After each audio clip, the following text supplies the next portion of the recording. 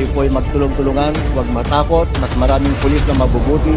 Eventually, kung tayo nagtutulungan, we are bold and strong enough, brave enough to tell the truth. Sa tingin ko, magiging mapayapa ang ating bayan at buong bansa.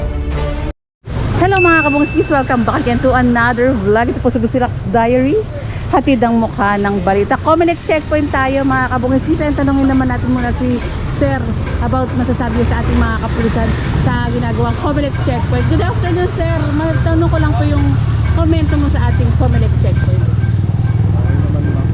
Pabor ka po na ano? Nakaroon lang po yung checkpoint sa mga Sa ganitong lugar, ayan sabi ni Sir. Maraming salamat Sir, ingat ka po. Ang kasama po natin ngayong araw ay Manila Police Station 7 led by Police Lieutenant Daniel D.C. Gadi Jr. Ayan mga kabungisnis, ito po yung sinasagawa. Dagupan Street, corner Hamabar Street. May responder sa unit.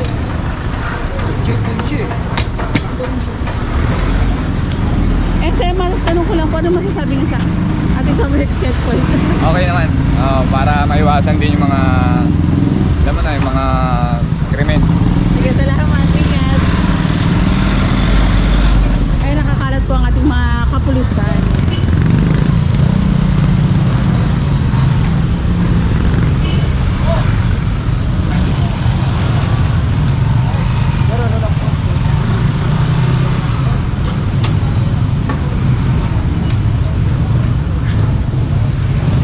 Kailangan kompleto, driver's license, ORCR. Ano pa po ba, sir? Driver's license po o RCR po na ito. ORCR ng motor.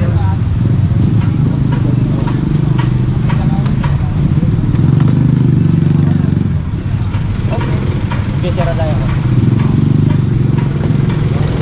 Eh, nandiyan po ang ating mga kapulisan 24/7 nakabantay sa kaligtasan ng mga Manileño. And saludo rin po tayo kay Police Brigadier General Andre Dizon, also known as the Game Changer General, dahil nga po tuwing umaga or kaya madaling araw, gabi, naglilipot po yan para sa kaligtasan ng mga Manileño. And good to go, kompleto na. Sir, ano masasabi mo sa ating Comelec checkpoint? Okay naman para safe naman yung mga motorista. Ayan. And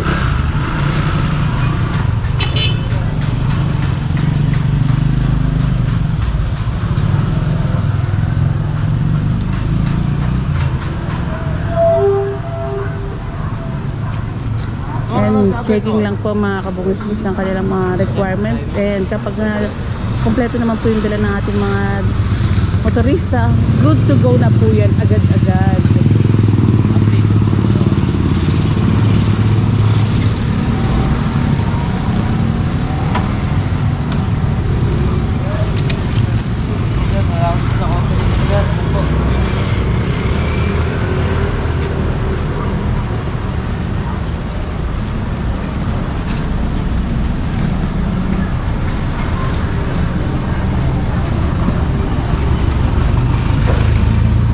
Kaligtasan ng bawat isa nga rin po ang inaano ng ating mga kapulisan. Step.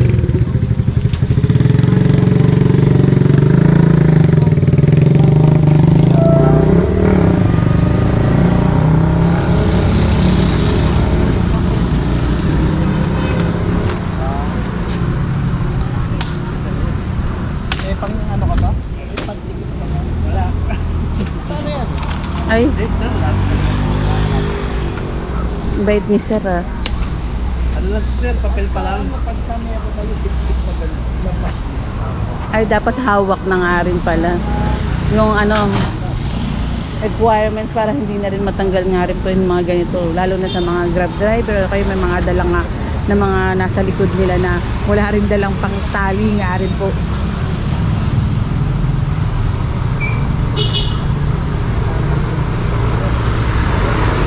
Dito ko na tinatapos ng aking Comelec checkpoint for today. Maraming salamat sa pagsama mga kabungis. Ingat po kayo palagi. And God bless.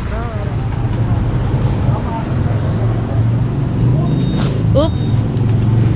And good to go na rin si Sir dahil kompleto naman po yung requirements niya. Ano, bine-verify lang naman po kung kompleto yung requirements ng ating mga motorista. Then good to go na nga rin po.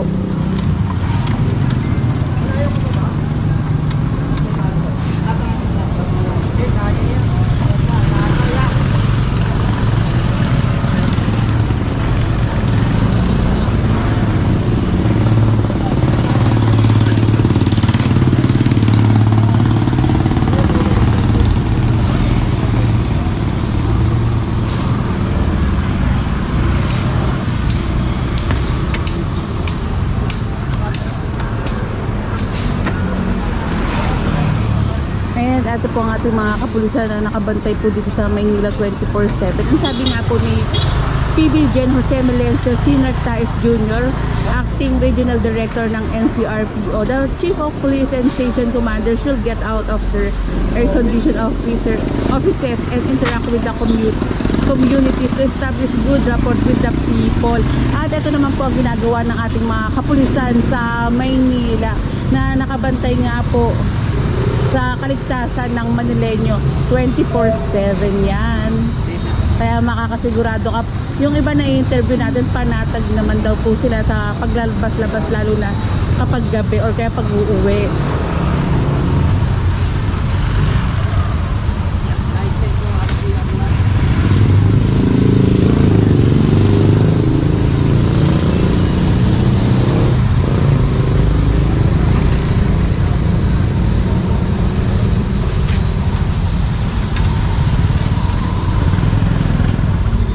Ayos yung motor ni sir, oh.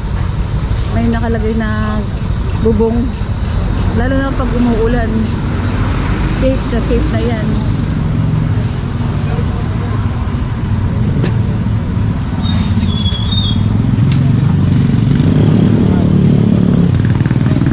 May tinatanong ni sir kung mahangin yan.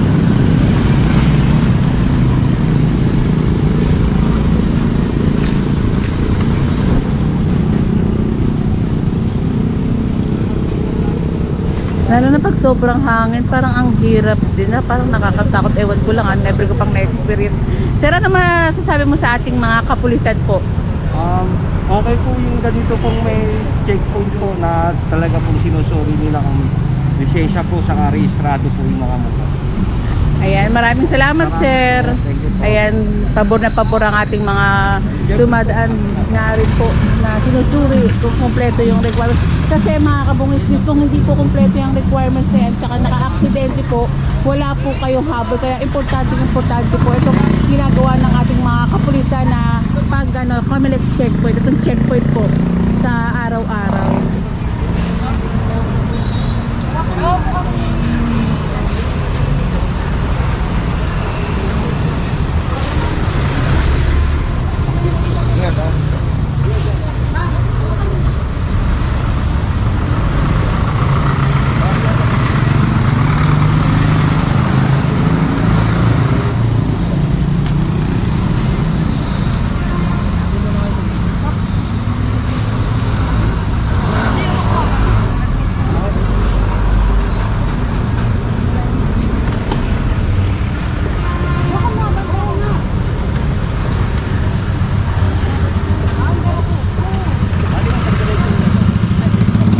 Tugo na rin si ma'am.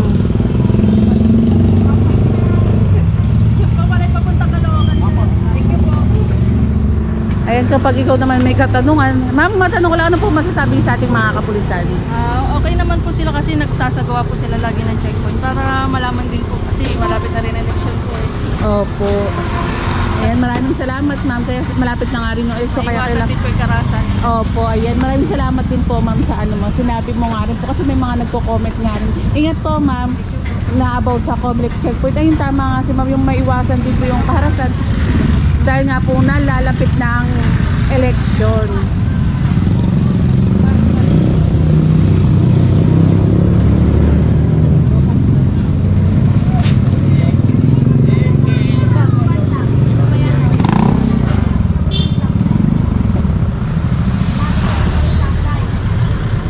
Maraming salamat din sa ating mga motorista na nakakaunawa nga rin po sa ginagawang Comelec checkpoint.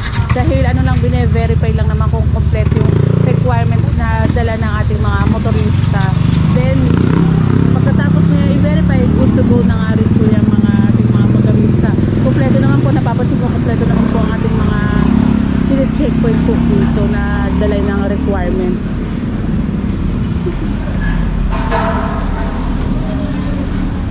Okay na?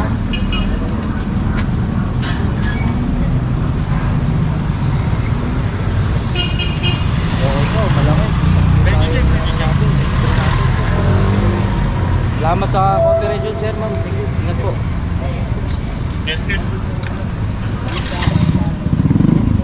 Ay, shucks. Bawat side.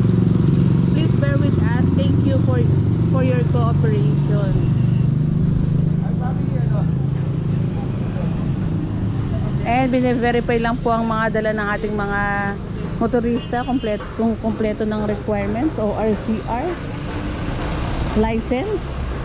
Importante nga po na kompleto yung dala ng mga driver dahil nga po in case of emergency. Oops.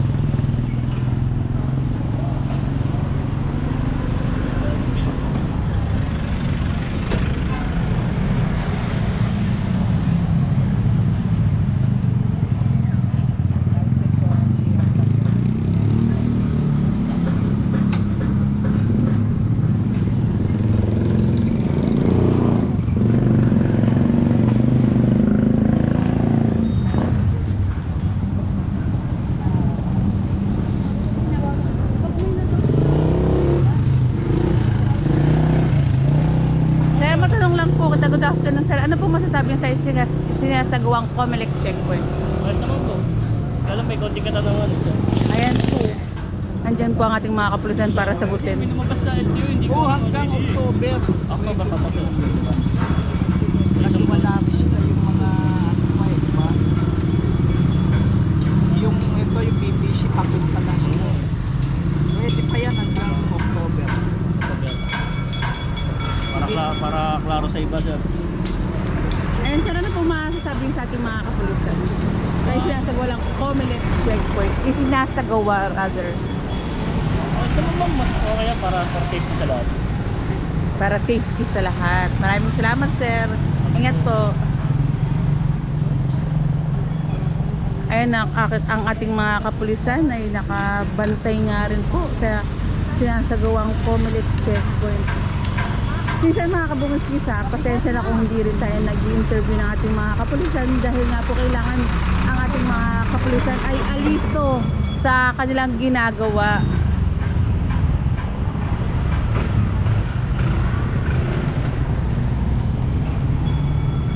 At napapansin ko naman kumpleto yung mga requirements ng mga motorista din, kumpleto rin yung naka-helmet, kumpleto.